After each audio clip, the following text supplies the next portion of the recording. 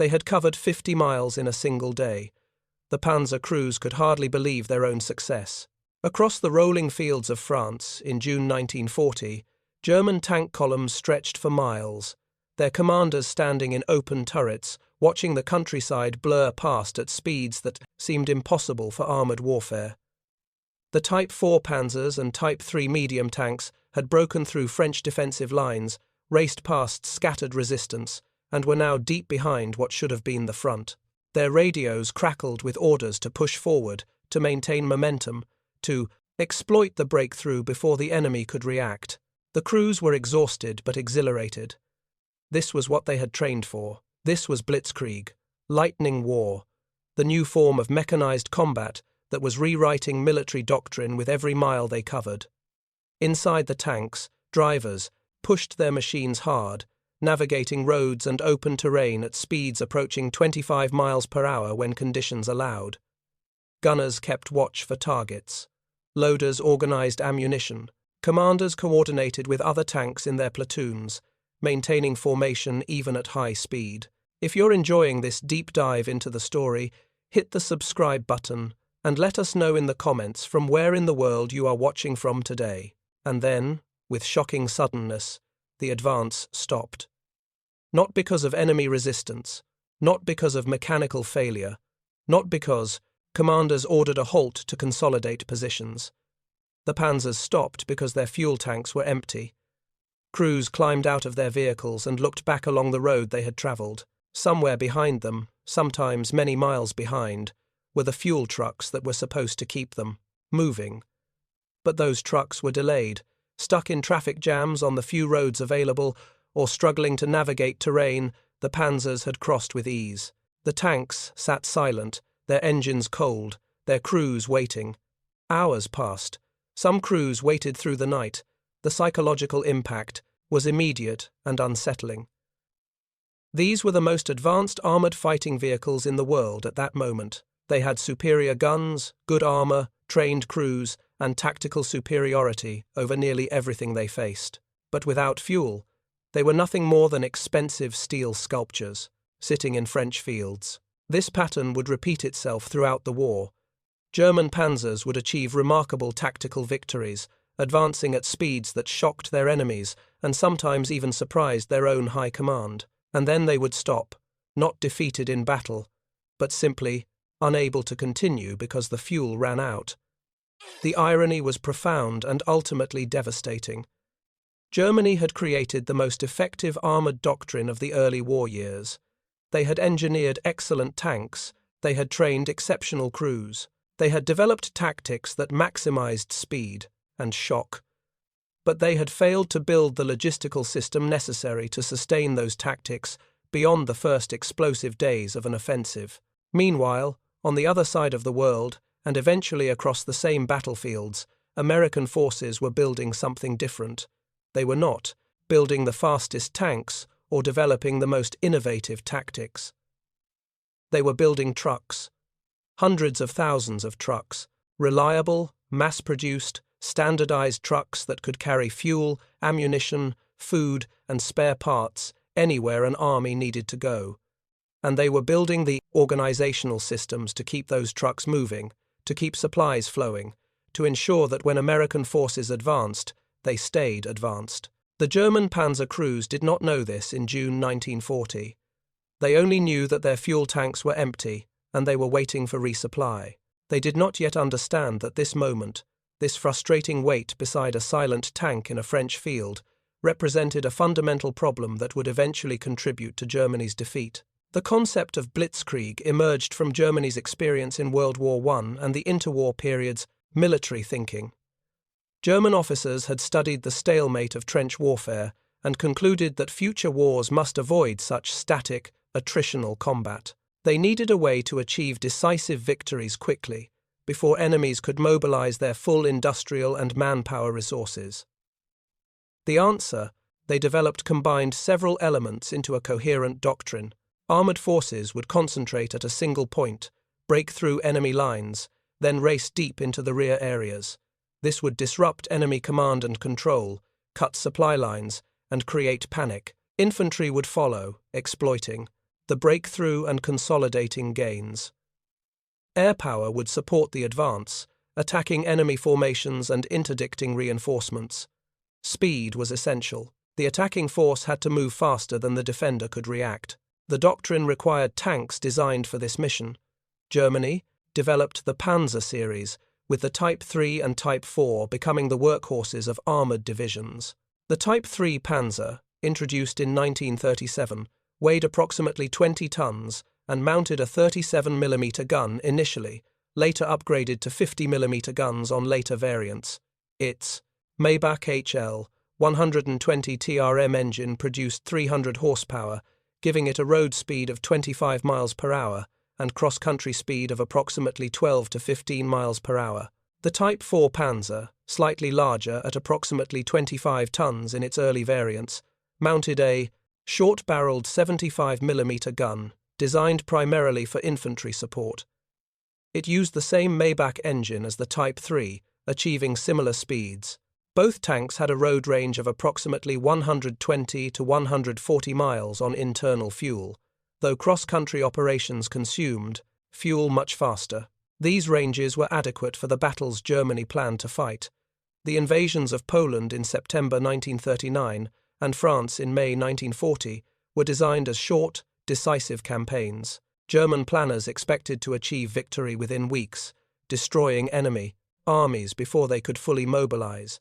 The fuel capacity of their tanks reflected this assumption. German military culture emphasized offensive action, aggressive tactics, and the importance of seizing initiative. Officers were trained to exploit opportunities, to push forward when they saw weakness, to maintain momentum even when facing uncertainty. This culture produced remarkable battlefield commanders who could make rapid decisions and achieve stunning tactical successes. Men like Heinz Guderian, Erwin Rommel, and Erich von Manstein became legendary for their ability to command armored forces. The early campaigns validated this doctrine completely. Poland fell in 5 weeks. Denmark and Norway were conquered. The invasion of France, launched on May 10, 1940, achieved what seemed impossible. German forces bypassed the Maginot Line, pushed through the Ardennes, forest that French planners thought impassable for armour, and reached the English Channel in 10 days.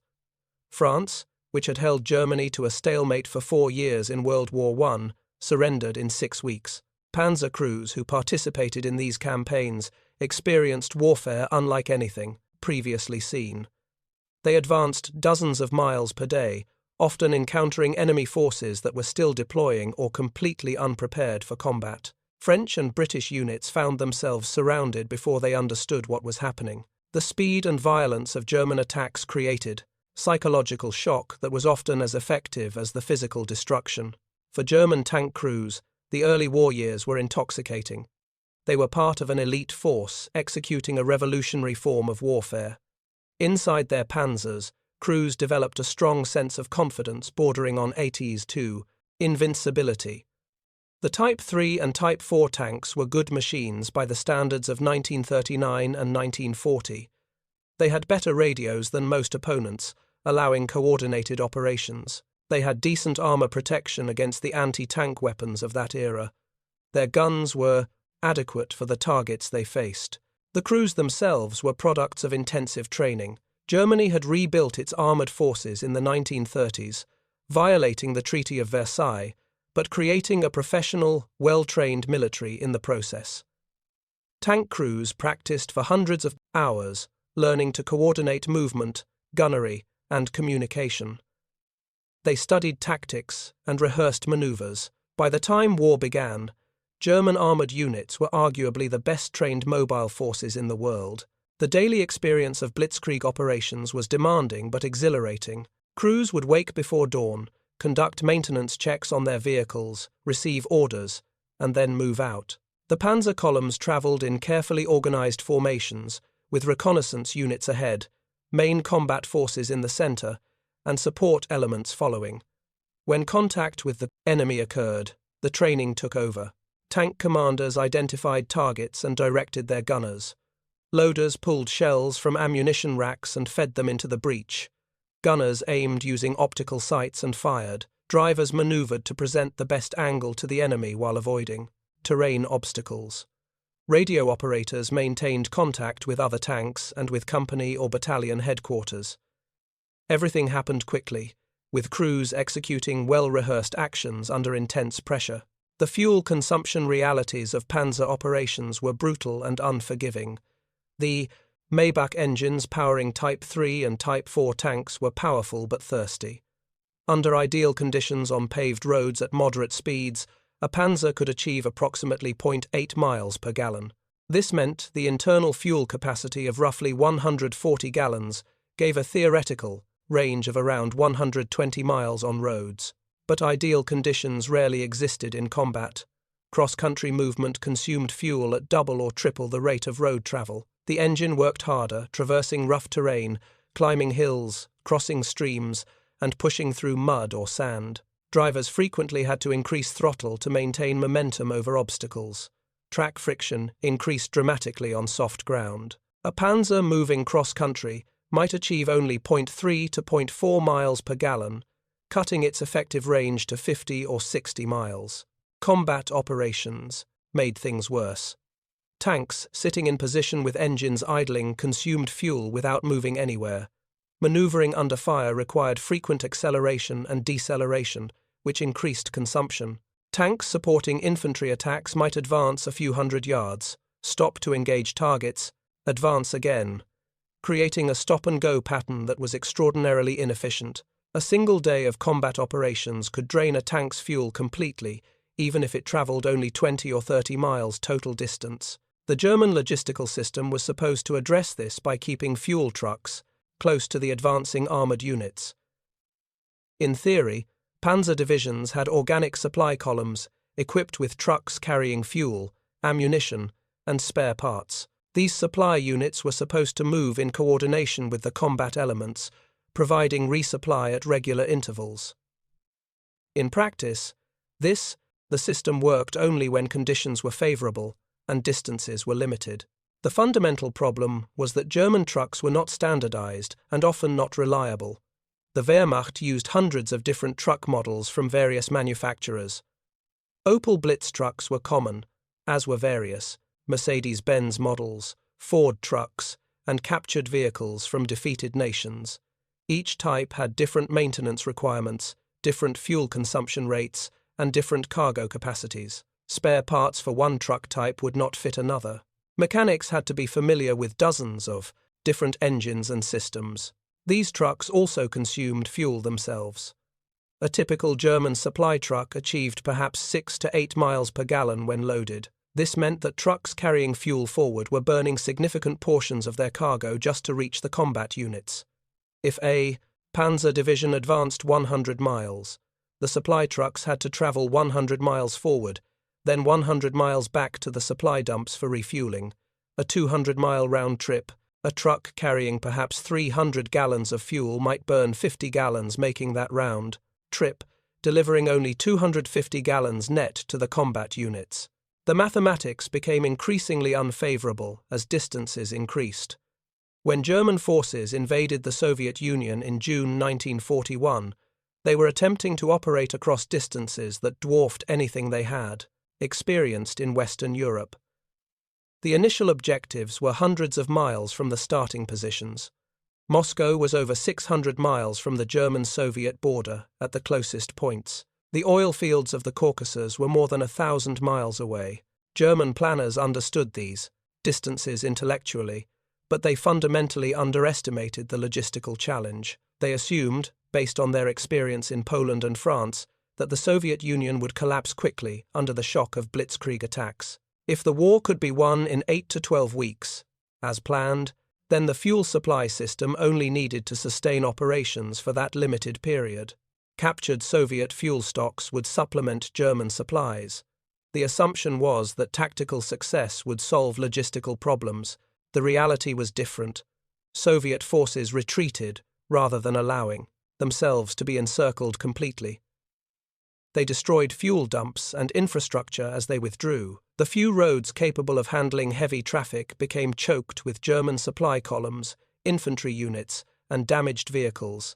Panzers raced forward, achieving remarkable advances of 30, 40, sometimes 50 miles in a single day during the opening weeks. And then they stopped, fuel tanks empty, waiting for supplies that were stuck in massive traffic jams hundreds of miles back. The critical moment came in different forms for different units, but the pattern was consistent. Panzer crews would receive orders to advance. They would move forward aggressively, engaging Soviet forces, bypassing resistance, penetrating deep into enemy territory. And then the fuel gauge would drop into the red zone. Commanders would radio back requesting resupply. The response would be that fuel trucks were en route but delayed. Hours would pass, sometimes a full day or more. During these halts, Soviet forces had time to reorganize, establish new defensive positions, and bring up reinforcements. The Germans' greatest advantage, speed and momentum, evaporated every time they had to stop and wait for fuel. What should have been a continuous rolling advance became a series of rapid movements, followed by frustrating pauses. The stop-and-go pattern gave the Soviets exactly what they needed: time to react. One Panzer battalion commander, writing in his journal during the advance on Moscow in October 1941, recorded his frustration. His unit had broken through Soviet defensive lines and was positioned to exploit the breakthrough. The road to their objective lay open with minimal opposition visible, but his tanks were down to less than 50 gallons of fuel each, enough for perhaps 20 miles of movement.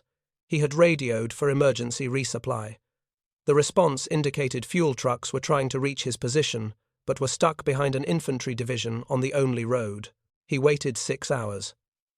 By the time fuel finally arrived, and his tanks were refueled, Soviet forces had established a new defensive line across his intended route. What should have been an unopposed advance became a costly assault against prepared positions. The delay caused by fuel shortages had transformed tactical opportunity into tactical stalemate.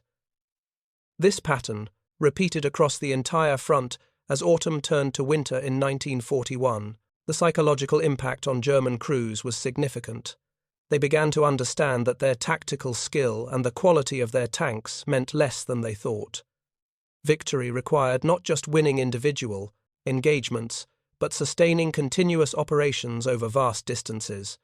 And sustaining operations required fuel in quantities that Germany's logistics system simply could not deliver consistently. The crews started to experience a creeping doubt about ultimate victory, even as they continued to fight, effectively at the tactical level. By December 1941, German forces were stalled before Moscow, their offensive exhausted not primarily by Soviet military resistance, though that was fierce, but by the accumulated weight of logistical failures. Units were under strength, undersupplied, and immobilized by fuel and ammunition shortages. The winter weather added new problems, but the fundamental issue was that the Blitzkrieg had driven too far, too fast, beyond the range where Germany's logistics system could sustain it. If you find this story engaging, please take a moment to subscribe and enable notifications. It helps us continue producing in-depth content like this. What German Panzer crews did not fully understand in 1941 was that their enemies were learning different lessons from the same war. American military observers were watching German operations carefully, noting both the tactical successes and the logistical failures. They were developing their own doctrine, one that emphasized sustainable logistics over tactical brilliance, and they were building the industrial capacity to implement that doctrine on a scale Germany could not match. The contrast became visible in North Africa, where German and American forces fought directly for the first time. Field Marshal Erwin Rommel's Afrika Korps was perhaps the purest expression of German tactical excellence. Rommel was a brilliant tactical commander who understood mobile warfare intuitively. His panzer units achieved remarkable successes against British Commonwealth forces in 1941 and 1942, using superior tactics and coordination to defeat larger enemy formations. But Rommel's operations were consistently constrained by fuel shortages. North Africa presented unique logistical challenges. German supplies had to cross the Mediterranean Sea from Italy, running a gauntlet of British submarines, aircraft, and surface ships based in Malta. Ships that survived the crossing docked at Libyan ports, Then supplies had to be trucked forward across hundreds of miles of desert to reach the frontline units.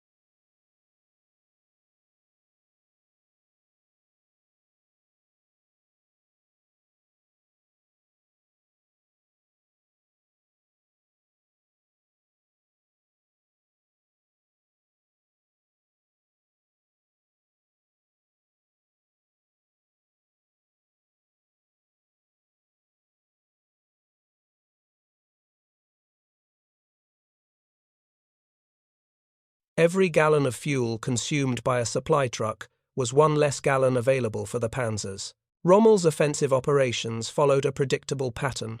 He would accumulate fuel stocks through careful conservation and through supply, shipments from Italy. Then he would launch an attack, his panzer units advancing rapidly and achieving tactical victories. British forces would retreat. Rommel would pursue, trying to destroy the retreating enemy before they could establish new defensive positions. And then, inevitably, his tanks would run out of fuel. The offensive would stall. British forces would have time to reorganize and counterattack. The British themselves faced supply challenges in North Africa, but they had the advantage of shorter supply lines from Alexandria and the Suez Canal. More importantly, they received increasing amounts of American equipment, including trucks that were far more reliable than German vehicles. By 1942, British supply columns were largely equipped with American-made vehicles that could traverse the desert with fewer breakdowns and better fuel efficiency than German. Trucks. When American forces landed in North Africa in November 1942 as part of Operation Torch, they brought with them a logistics system fundamentally different from anything the Germans had built. The Americans arrived with standardized equipment, particularly the GMC CCKW, 2.5-ton truck, which would become the backbone of American logistics for the rest of the war. These trucks were mass-produced, reliable, and designed for exactly this kind of work. The GMC CCKW, commonly called the Jimmy or Deuce and a Half, was not a sophisticated vehicle. It was a straightforward six-wheel drive truck with a six-cylinder engine producing 91 horsepower. It could carry 5,000 pounds of cargo off-road or 10,000 pounds on roads. What made it revolutionary was not any single feature, but rather its standardization and reliability. Every CCKW was essentially identical. Parts were interchangeable. Mechanics needed to learn only one vehicle.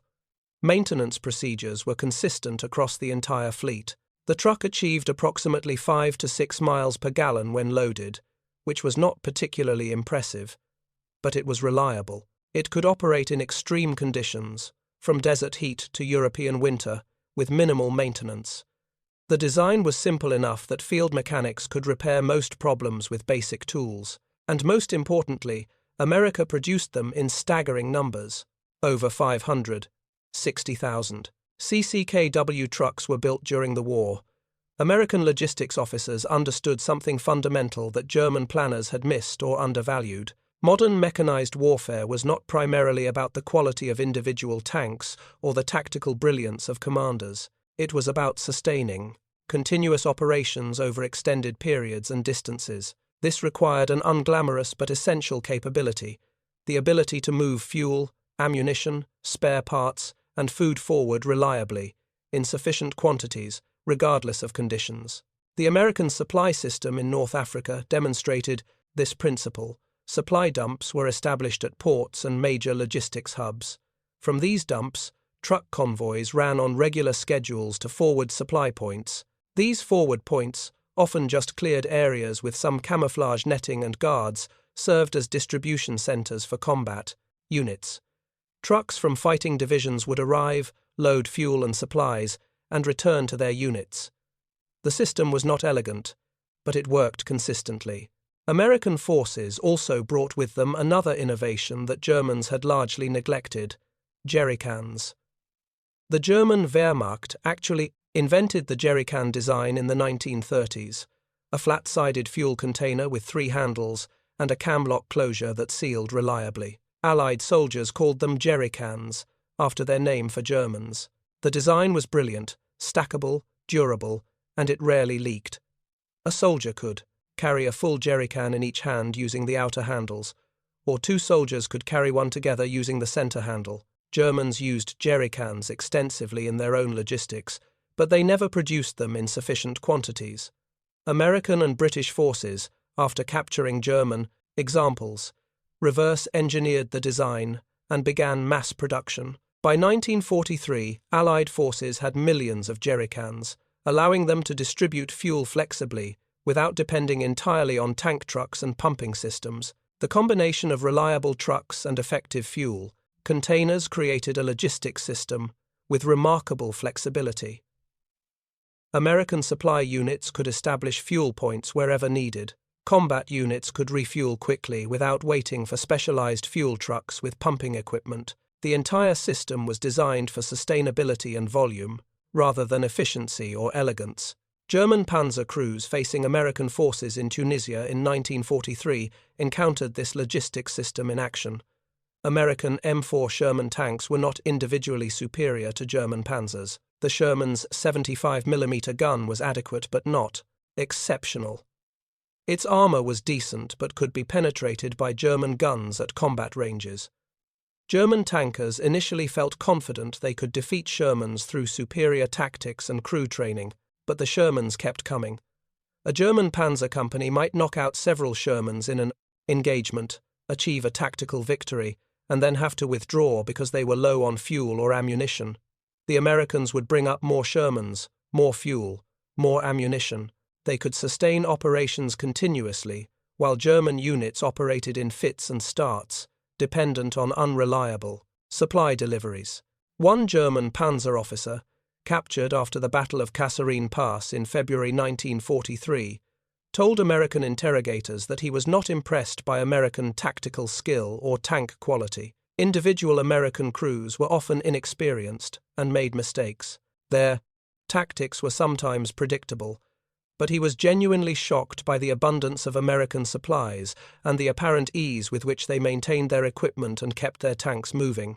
His own unit had been fighting at half strength for weeks because they could not get spare parts and fuel consistently. The disparity became even more apparent as the war continued into Sicily and Italy.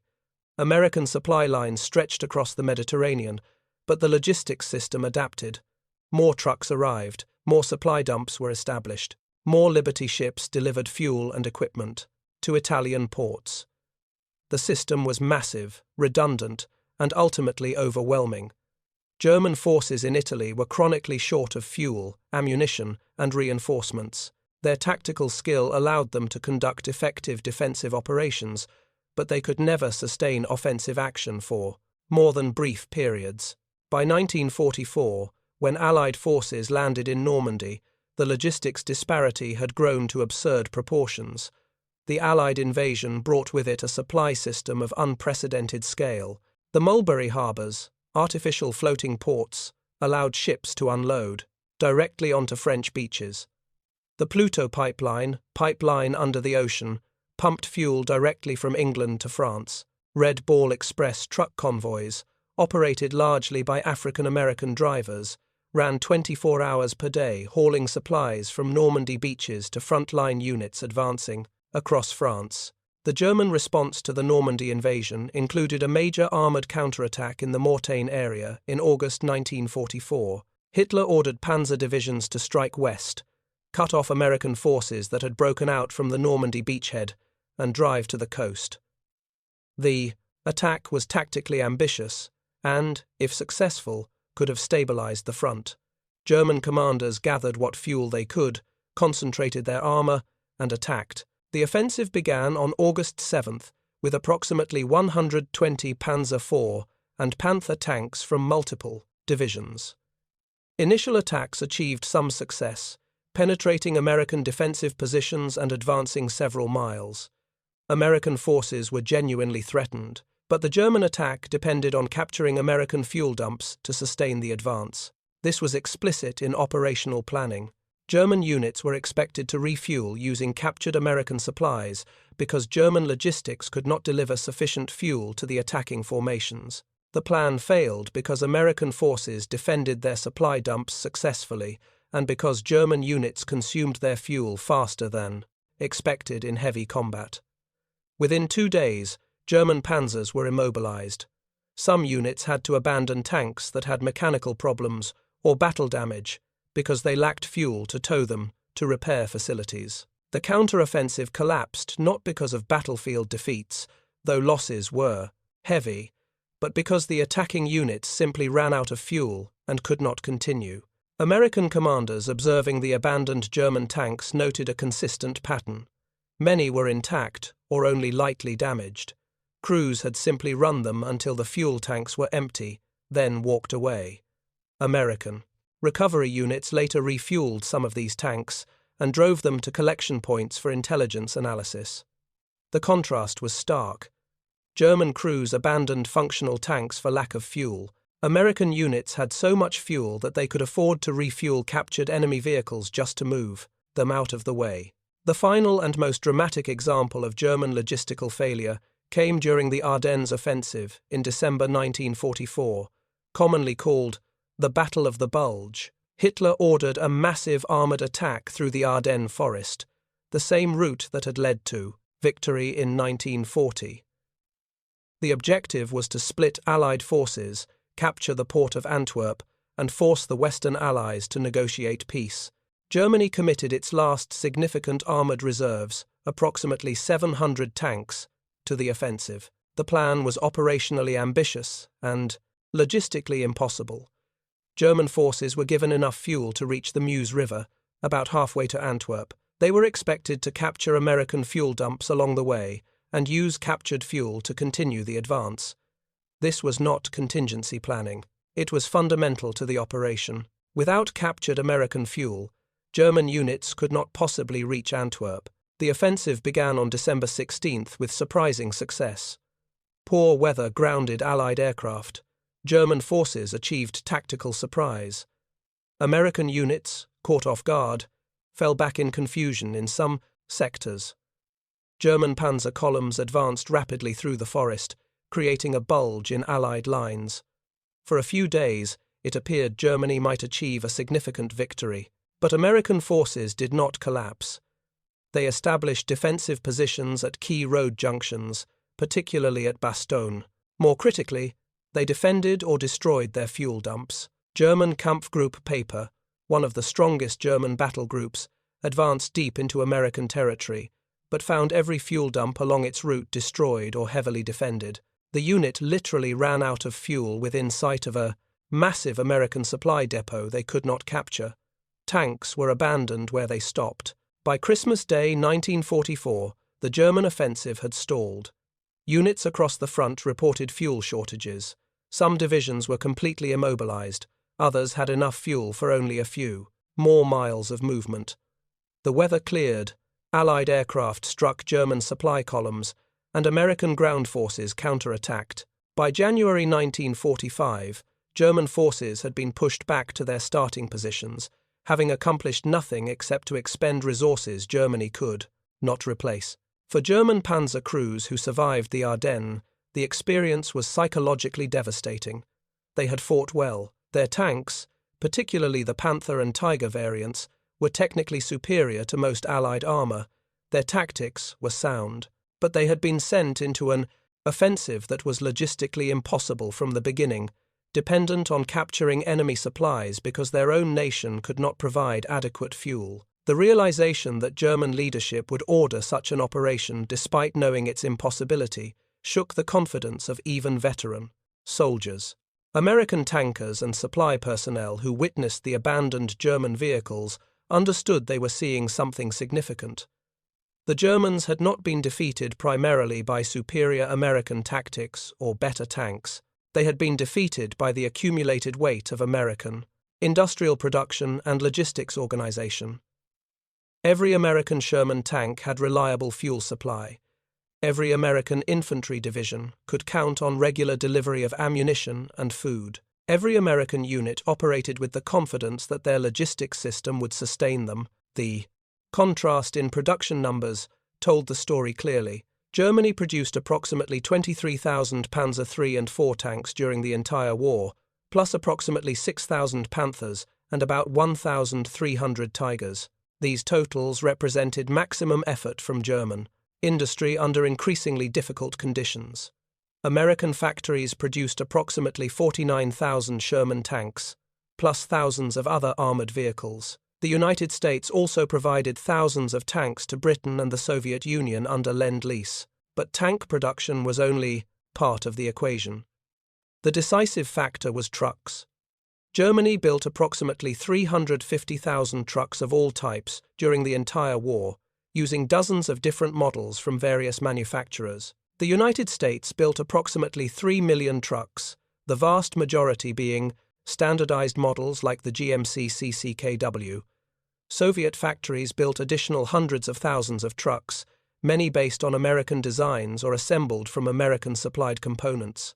This disparity in truck production directly determined who could sustain mobile warfare and who could not. German panzer divisions had organic supply units, but these units were chronically under-equipped and often forced to use captured vehicles to supplement their own inadequate truck fleets.